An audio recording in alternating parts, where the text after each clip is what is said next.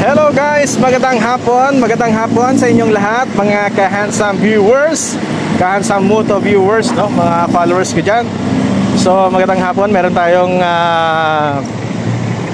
bagong pasahero dito sa may Philippine Heart Center, dito sa may East Avenue, no? So let's go, pupuntahan na natin. Ay, bawal ba yata punta dito?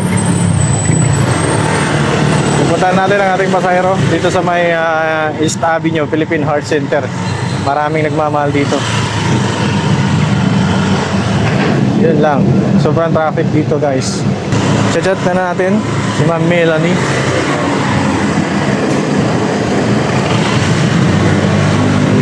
Super traffic dito.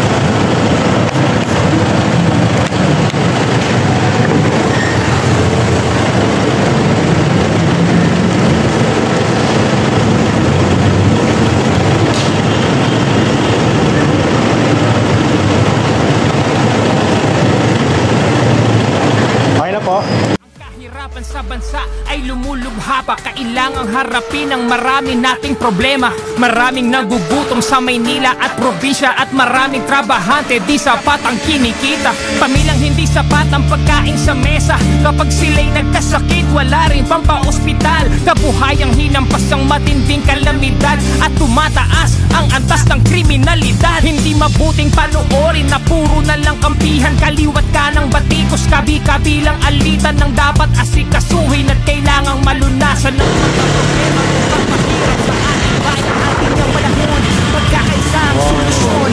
Magtulungan tayo, ito ang kailangan ngayon. Dapat nagkakaisa para payapa ang bansa. Nagkakaisa ang kailangan, di pa mumulitika. Ang bayan ay unahin at dapat magkaisa.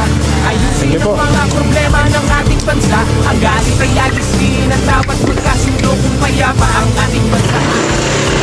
Ang bayan ay unahin at magkaisa. Hindi lang mag-aaway ang pagkakagulo. Ang galit ay alisin at dapat magkasundo kung payapa ang ating bansa.